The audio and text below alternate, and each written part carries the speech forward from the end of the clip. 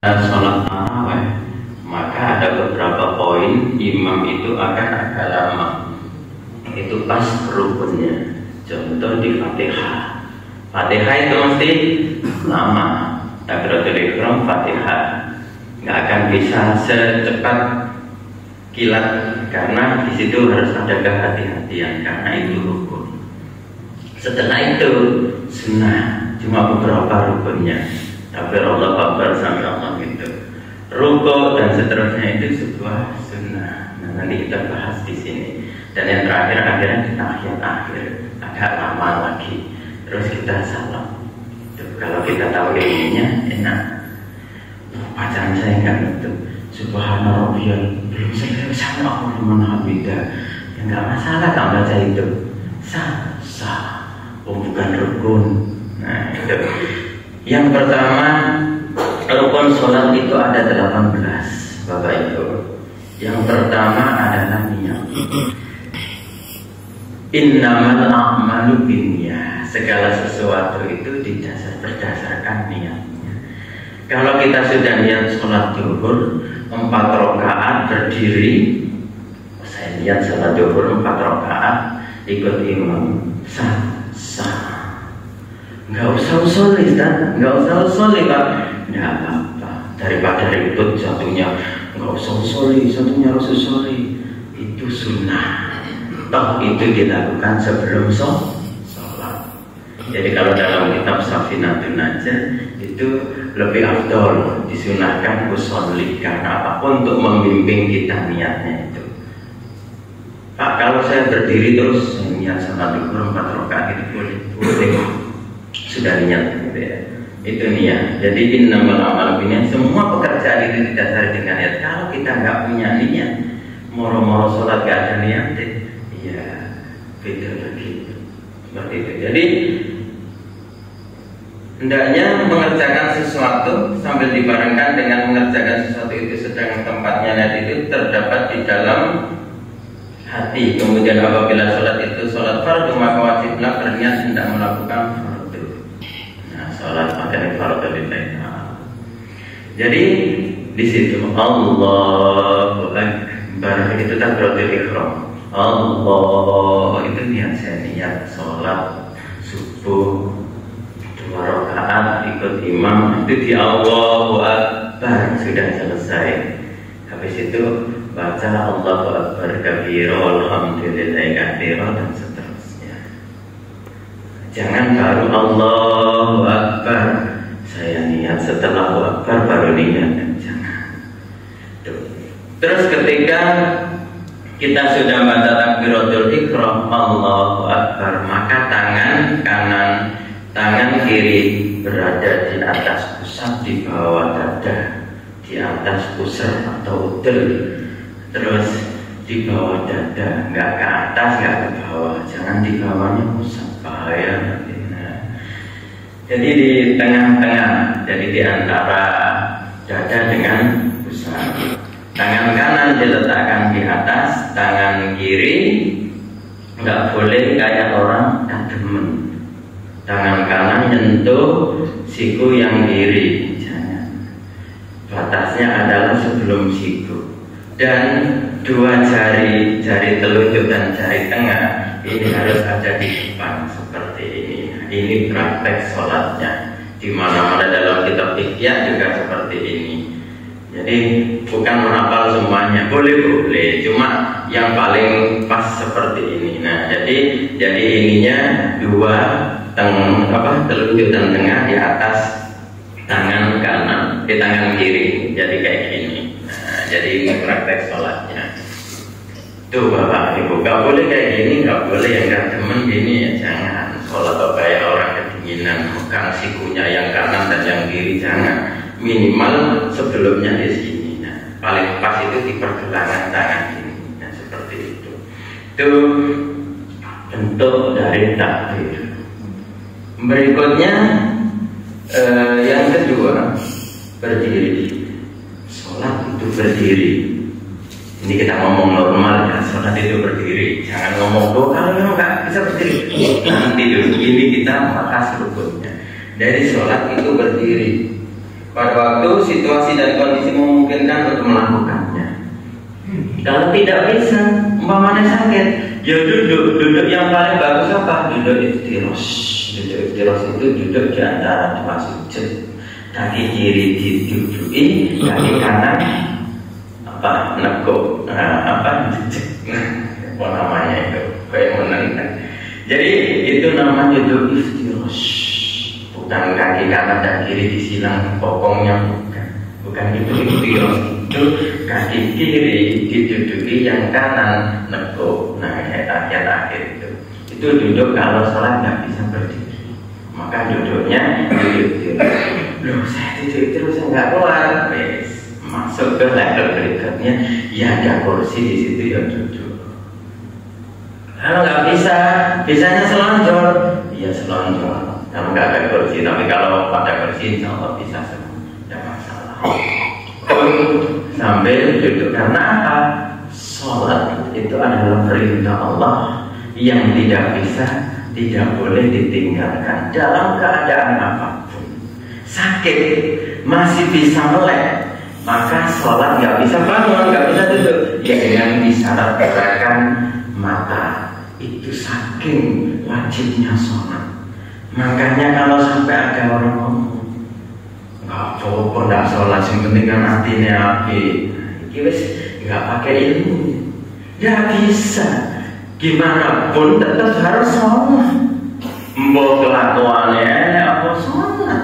Wong ini memang wujud dari kita menyembah kepada Tuhan kita.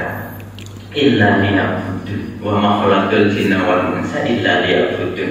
Kita diciptakan, Allah menciptakan manusia dan jin untuk menyembahnya. Enggak orang ngomong enggak benar tetap. Saya sholat, saya enggak puasa. Sing penting kan atine apik lho. Enggak bisa. Sama dengan mohon maaf jilbab. Jilbab itu pakaian perempuan. Nggak lihat, saya kan belum baik hati saya, belum benar ini. Maka nanti dulu saya pakai jilbab. Tidak bisa.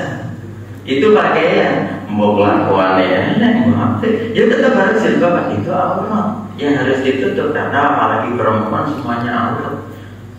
Kecuali, waktu sholat auratnya wajah sama telapak tangan. Awas, wajah telapak tangan, bukan punggung tangan. Kalau sholat ibu-ibu kelihatan punggung tangannya, ya batal. Wajah dari mana? Wajah itu ya pas perbatasan rambut ke bawah sini sampai janggut. Kalau mau kenanya masuk ke leher, janggutnya kelihatan, ya tidak bisa. Itu aurat kebuka. Makanya harus ada mukena yang di janggutnya gini, nutupi, nggak kelihatan di lehernya. Itu Bapak Ibu jamaah syukur rahimakumullah. Dan yang ketiga, rukun ini sepertinya sampai ketiga kita nanti lanjutkan di pertemuan yang akan datang. Jangan lama-lama, nggak enak nanti ngantuk. Yang berikutnya adalah takbiratul ihram.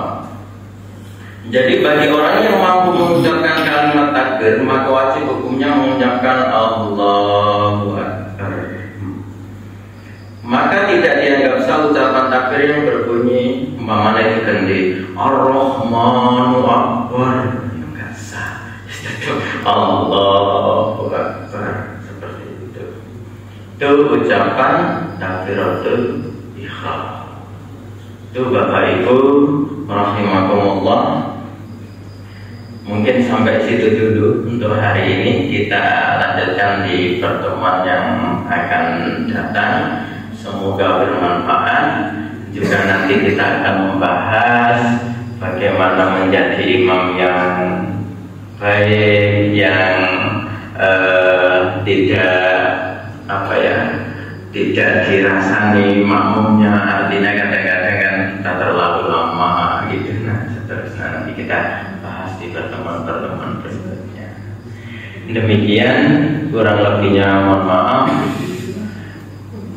wal anfu minkum wallahu muwaffiqin ala aqwamit thoriq. Wassalamualaikum warahmatullahi wabarakatuh.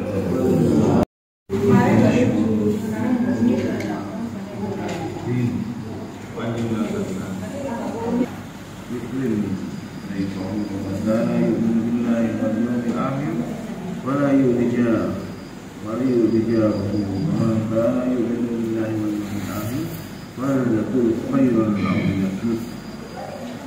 Dari Abu Hurairah radhiyallahu anhu berkata bahwa Rasulullah SAW bersabda, barang siapa beriman kepada Allah dan hari akhir, hendaknya ia memuliakan tangannya, janganlah ia menyakiti tetangganya, dan hendaklah ia berkata baik atau diam. Dan hal lain terdapat tambahan, barang siapa beriman kepada Allah dan hari akhir, hendaklah ia bersilaturahmi. Abu Hurairah radhiyallahu anhu berkata bahwa Rasulullah SAW bersabda, barang siapa beriman kepada Allah dan hari akhir, hendaknya ia memuliakan tamunya, janganlah ia menyakiti tetangganya, dan hendaklah ia berkata baik atau diam. Dan hal lain terdapat tambahan, barang siapa beriman kepada Allah dan hari akhir, hendaklah ia bersilaturahmi. Dalam hal ini Rasulullah telah memperingatkan tentang beberapa perkara. Dalam setiap perkara Rasulullah bersabda, barang siapa beriman kepada Allah dan hari akhir, dalam terjemahannya agar lebih ringkas, hanya sebutkan saja di permukaan. Maksud menyebut suatu setiap perkara adalah sebagai penekanan untuk menegaskan bahwa hal tersebut sangat penting. Sebagaimana seorang ayah berkata kepada anaknya, jika kamu memang anakku, kamu harus melakukan pekerjaan ini dan itu.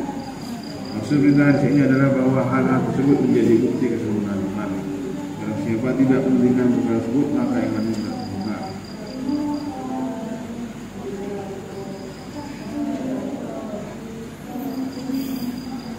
Beriman kepada Allah dan akhirat maksudnya adalah tanpa beriman kepada Allah dan akhirat, maka tidak dapat mendapatkan kebaikan apapun. Dengan beriman kepada Allah, maka iman kepada akhirat sudah termasuk dalamnya, meskipun hal ini masih disebutkan lagi. Dalam hadis ini Rasulullah mengingatkan mengenai empat perkara. Yang pertama, memuliakan tamu. Inilah maksud penyusun bicarakan lewat sebelum ini. Adapun penjelasannya akan ditengahkan dalam hadis yang akan datang. Yang kedua, tidak menyulitkan tetangga. Hadis ini merupakan perintah yang paling ringan dalam hal tetangga. Masih banyak riwayat lain mengenai anjuran dan pengaruh terhadap hak-hak tetangga. Di dalam sebagian riwayat lain dari Imam Bukhari dan Muslim menyatakan hendaknya memuliakan tetangganya. Dalam sebagian riwayat Sahih menyatakan hendaknya berbuat baik kepada tetangganya itu dengan membantu kebawahannya dan menjauhkan kesusahannya. Dalam sebagian menyatakan bahwa Rasulullah bersabda, tahukah kalian apakah hak-hak tetangga itu? Yaitu apabila ia minta bantuan maka bantuan, apabila ia ingin berhutang maka hutangilah, apabila menginginkan sesuatu maka berilah keinginannya, apabila ia sakit maka kunjungilah, apabila ia meninggal dunia maka bertakziahlah. Tanpa dirinya jangan merugikan rumah kalian dari rumahnya sehingga menyebabkan bahan masuk ke rumahnya. Apabila ia bergembira, ucapkanlah selamat kepadanya, dan apabila terima musibah maka hiburlah dia. Apabila engkau membeli buah maka berikanlah juga buah itu kepadanya sebagai hadiah. Dan apabila tidak dapat memberinya maka bawalah buah-buahan tersebut masuk ke rumah sehingga tetanggamu tidak melihatnya. Janganlah anak-anak membawa buah-buahan tersebut keluar rumah agar anak-anak tetangga tidak bersedih hati. Janganlah menyusahkan tetangga dengan asap rumah tangga-nya. Sebenarnya berilah sebagian dari apa yang kalian masak di rumah kalian. Tahukah kamu berapa banyak hak terhadap tetangga? Demi zat yang nyawa kuburan dalam genggamannya, walaupun tidak tahu hak tetangga kecuali orang yang dikasihi Allah.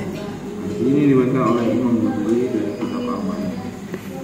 Ibnu Hajar rahimahullah ada kisah yang kita Fathul Bari. Dalam sebuah hadis disebutkan bahwa Rasulullah bersabda, demi Allah ia bukan seorang mukmin, demi Allah ia bukan seorang mukmin. Seorang bertanya, wahai Rasulullah, siapakah itu? Rasulullah bersabda, orang yang tetangga-tetangganya tidak selamat atau tidak aman dari kesusahan dan keburukannya. Dalam hadis ini disebutkan bahwa orang yang tetangga-tetangganya tidak selamat atau tidak aman dari kesusahan disebabkan olehnya, maka ia tidak masuk surga. Umar radhiyallahu anhu dan Aisyah radhiyallahu anha telah meriwayatkan sabda Rasulullah, Jibril alaihissalam banyak menekankan tentang hak tetangga sehingga saya menyangka bahwa tetangga-tetangga itu akan boleh berusaha. Allah Ta'ala berfirman, A'udzu billahi minasyaitonir rajim. Bismillahirrahmanirrahim. واعبدوا الله ولا تشركوا به شيئا وبالوالدين إحسانا وبذي القربى واليتامى والمساكين والجار ذي القربى والجار الجنب والصاحب بالجنب وابن السبيل. Dan hendaklah kamu beribadah kepada Allah dan janganlah kamu menyekutukannya dengan sesuatu. Dan hendaklah kamu berbuat baik kepada ayah dan ibu, kaum kerabat, anak-anak yatim dan orang-orang miskin, tetangga-tetangga dekat dan tetangga-tetangga jauh, rekan sejawat atau musafir yang dalam perjalanan, atau yang datang. Surat An-Nisa ayat 60. Yang dimaksud tetangga dekat adalah tetangga yang rumahnya berdekatan dengan kita. Tetangga jauh adalah tetangga yang rumahnya jauh dari rumah kita. Seorang bertanya kepada Hasan Basri yang mempunyai batasan tetangga, yang berkata 40 rumah ke depan dan 40 rumah ke belakang, 40 rumah ke samping, 40 rumah ke samping kanan dan 40 rumah ke samping kiri. Diriwayatkan Abu Hurairah agar kita memulai dari tangga yang terdekat lebih dahulu, bukan tangga yang jauh.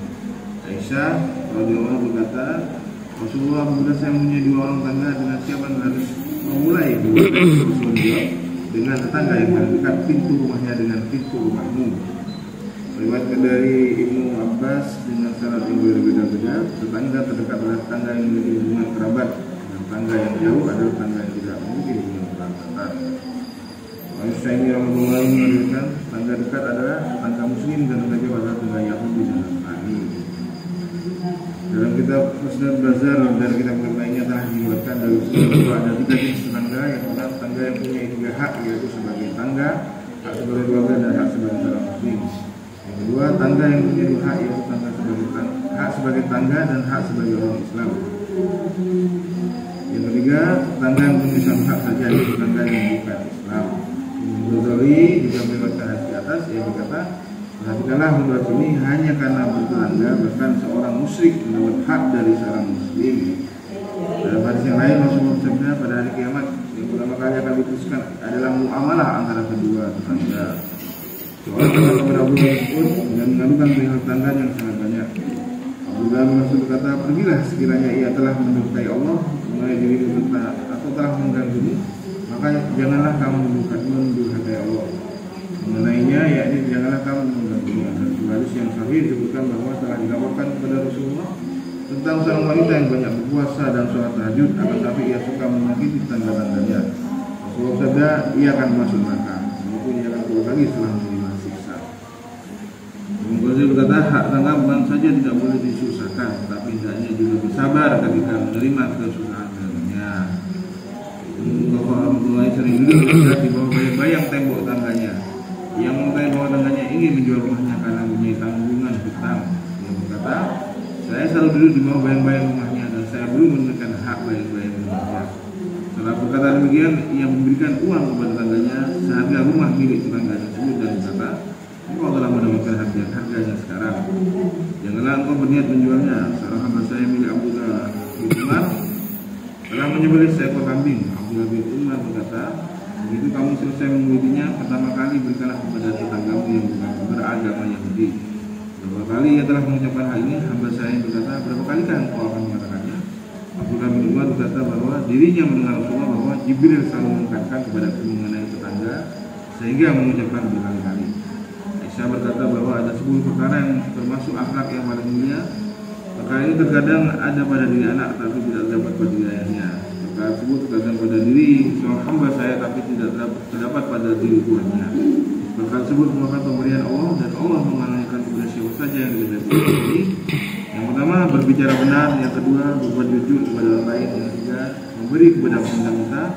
Yang keempat, membalas budi baik. Yang lima, menyambung tali silaturahmi. Yang enam, menjaga amanah. Yang ketujuh, menunaikan hak tetangga. Yang keempat, menunaikan hak kawan. Dan yang kesembilan, menunaikan hak tamu. Dan seperti induk dari semua itu adalah bahu. Bahasa ketiga dalam hadis di atas adalah barang siapa beriman kepada Allah dan hari akhir hendaklah berkata baik atau diam. Ibnu Hajar Mutuwai berkata bahwa sabda Rasulullah ini adalah kalimat yang jamik atau kalimatnya pendek tapi bermakna luas. Karena setiap kata yang diucapkan manusia terkadang baik dan terkadang buruk. Dan yang termasuk dalam perkataan yang baik adalah setiap perkataan yang dikerjakan oleh Allah.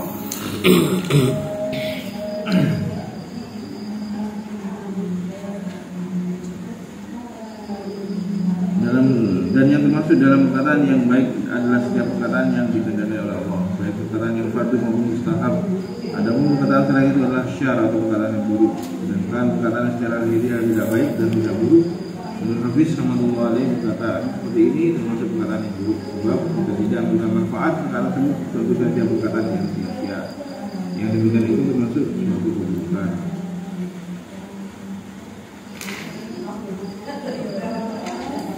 Ibnu Abi Bakar radhiyallahu anhu mengingatkan bahwa Rasulullah bersabda, setiap perkataan seorang adalah bencana bagi dirinya dan tidak bermanfaat bagi pembicara kecuali perkataan itu menyuruh kebaikan atau mencegah keburukan atau berzikir kepada Allah. Begitu mendengar hadis ini, seorang berkata, hadis ini sangat keras. Sufyan Tsauri bertanya, apakah kerasnya hadis ini? Allah Ta'ala sendiri berfirman dalam Al-Quran, tidak ada kebaikan kepada kebanyakan bisikan-bisikan mereka kecuali bisikan-bisikan yang menyuruh bersedekah atau berbuat kebaikan atau mendamaikan di antara manusia, dan barang siapa berbuat demikian dengan maksud mencari ridha Allah, tentu kami akan beri kepadanya pahala besar. Soalnya ada satu hadis dari bagaimana yang punya barang siapa yang beriman kepada Allah dan akhir. Pertama ada tiga kriteria ini adalah, yang pertama adalah memuliakan tamunya, yang kedua janganlah menyakiti tangganya, dan yang ketiga adalah berbicara baik atau diam. Sini banyak sekali yang kita adalah bagaimana kita ini menunaikan hak-hak tetangga kita. Caranya kalau tetangga kita ini sakit, maka kita ini mengunjunginya atau menziarahinya. Yang kedua adalah kalau misalnya menjadi juga, maka kita masak. Kalau kita ada masakan, maka jika ada kelebihan, maka kita memberinya kepada tetangga kita.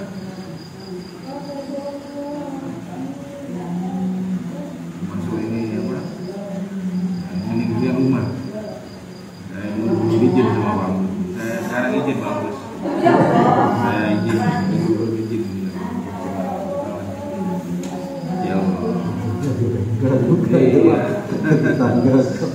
Minimal yang sesuai syariat aja dulu. Allah. Kalau misalnya ini sampai ada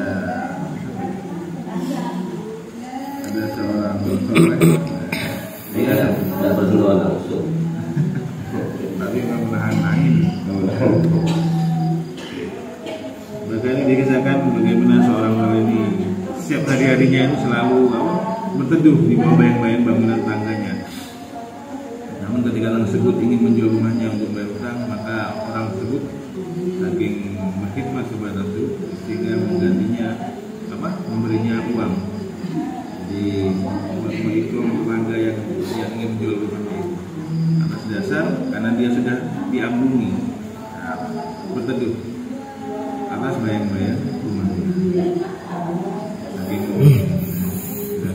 Termasuk kita ini menahan diri daripada bersabar atas tetangga yang menyusahkan kita. Termasuk itu memuliakan tetangga itu tidak cuma kita ini menahan diri daripada kita ini tidak membuat tetangga kita ini susah ataupun mencelanya. Tapi termasuk ketika kita itu menahan diri daripada kesusahan daripada yang dibuat tetangga kita. Akan kisahnya Al-Basri. Bagaimana Al-Basri ini bersabar. Suatu ketika ada tetangganya Yahudi ini datang ke rumahnya Al-Basri. Lihat, kenapa ya Syekh ini kok ada baskom comberan ini, air comberan ini. Dari mana asalnya air comberan ini? Ini comberan ini berasal dari rumah. Kaget Yahudi. Kok kamu nggak cerita? Sudah berapa lama? Sudah puluhan tahun kayak ini. Seperti ini. Karena seperti itu. Maka Yahudi ini akhirnya terkesan. Kenapa nggak membicarakannya? Termasuk ini adalah tetangga, karena saya bersabar terhadap kesusahan yang disebabkan oleh tetangga. Akhirnya dari sebab itu Yahudi tersebut masuk Islam. Inilah luar biasanya Islam. Berbalik semua syariat-syariat ini masih ada. Jadi Yahudi ini masuk Islam bukan karena didakwahi sama sahabat, bukan diceramai atau disampaikan perkara Islam, tapi dengan akhlak ini jadi asbab si Yahudi ini masuk Islam. Sebab begitu kita belajar begitu, insya Allah. kan. Dan yang kedua, bagaimana kita ini ya, berkata baik. Kalau tidak mampu berkata baik, lebih baik diam. Ini perkataan yang sangat berbahaya. Saya pernah mendengar dari banyak sahabat itu, ketika ada seorang sahabat itu meninggal dalam perang, dalam rasa perang, maka ibunya ini berkata, anakku mati syahid, anakku mati syahid. Setelah dibuka bajunya, ternyata di perutnya ini diganjal. Maknanya dia ini berperan dalam keadaan lapar. Saking susah payahnya ya. Nah, lalu Rasul kata, tidak, anakmu tidak mati syahid. Kaget ibunya.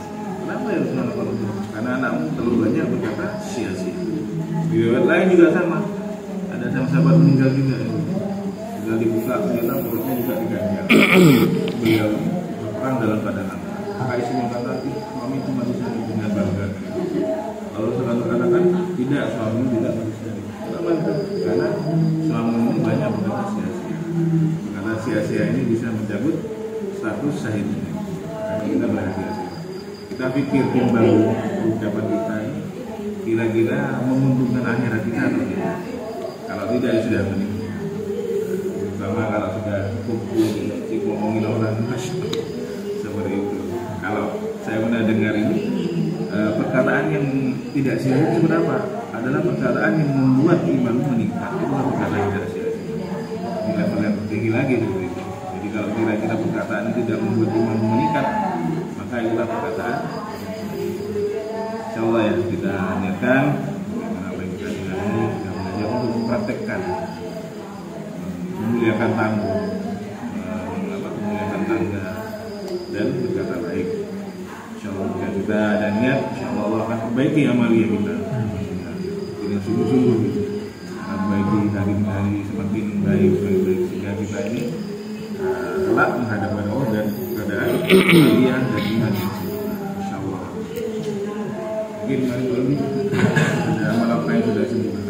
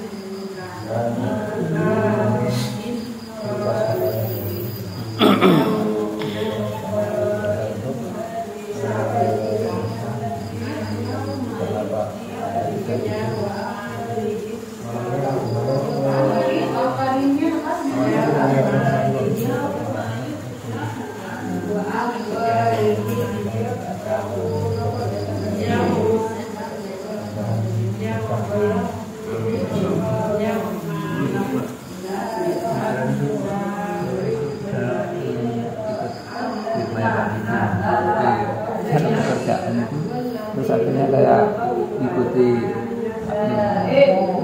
sebelum berbuka di masalah membahas surat Al-Luqman. Ternyata di dalam isinya itu ketaatan Luqman. Habis Al-Baqarah kan ketaatan terhadap orang tuanya sehingga dibukukan di situ ya. Masalah zikir itu banyak macamnya juga. Jadi kesirikan itu bisa diberikan dengan zikir. Itu menurut tasawuf, menurut anu sangat penting sekali zikir. saya tangkap karena hanya setengah jam untuk buka ini.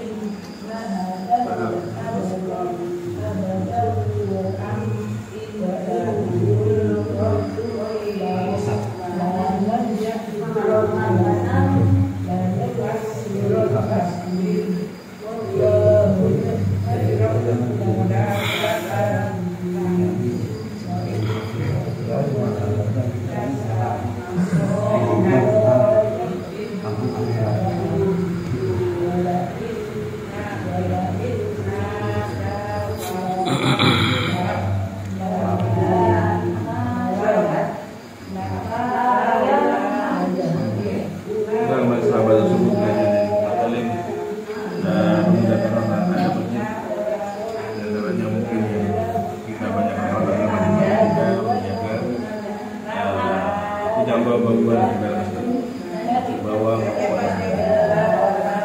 yang sering kita temui di masyarakat kalau ada kemampuan agak jauh sedikit, kalau tidak di area masjid ya masjid.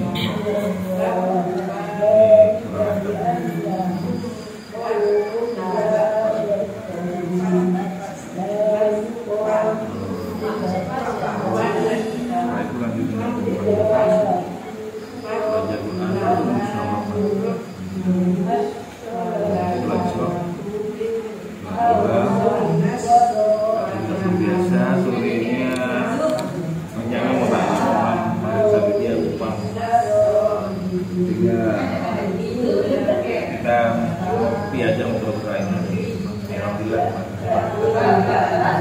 ambil kemarin alhamdulillah bisa menunaikan lumayan di saya sepanjang berdoa ketika waktu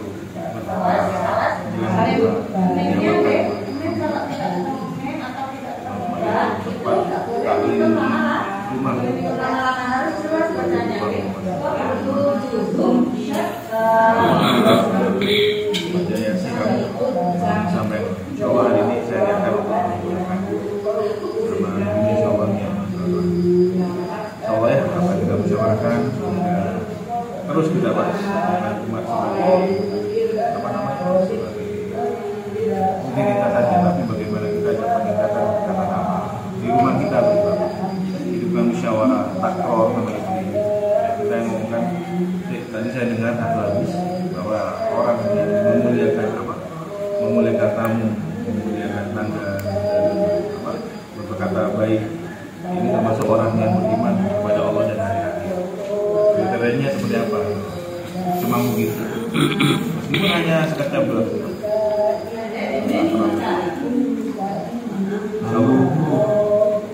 Kamu jauh.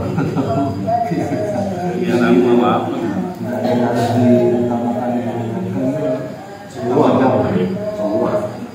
Semua tamu. Pokoknya orang yang datang ke rumah kita ketemu sama Allah.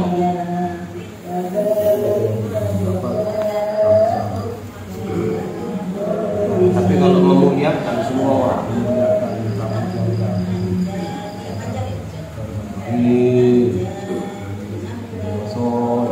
kalau itu otomatis karena kan jauh, apalagi yang dekat itu harus dimuliakan juga. Malah saya demak, saya demak ya.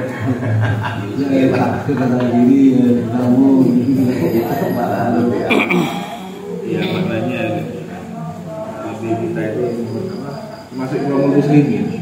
Jadi nggak usah berpikir tetap seperti itu buat ilmu, tapi ketika kita mengoptimalkan pelayanan kita itu luar biasa.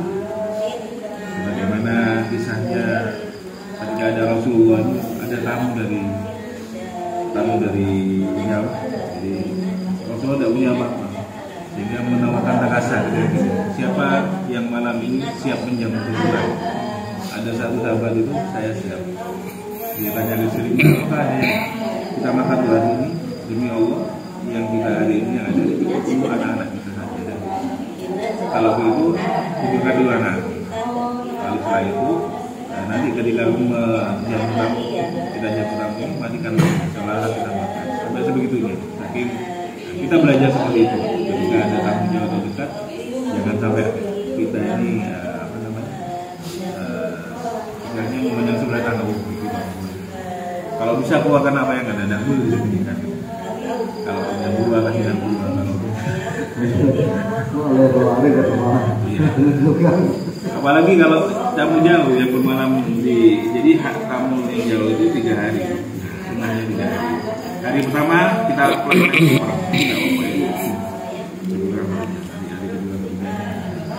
tidak yang kita bertamu ini juga harus tahu diri ketika sudah di rumahnya orang sudah 3 hari harus izin pulang. Insyaallah ya. Kalau ada itu diadakan. Iya. Apa caranya bisa? Jangan sampai nggak tahu ya kalau sampai berhutang lalu mungkin hutangnya dia bisa bayar ya mungkin nggak masalah. Tapi kalau hutangnya udah stop nggak bisa bayar lagi ya ini apa? Mantap. Jauh di tinggi makan. Ya Allah, kita dolim kalau lihat ini dolim sekali. Kita aja ke Pak Uda belum ke sana. Ini kan kita belum ada kemarin jadi visit. Iya ya. Mundur. Makanya kita jadi begini kan. Insyaallah saya yang ada dalam itu.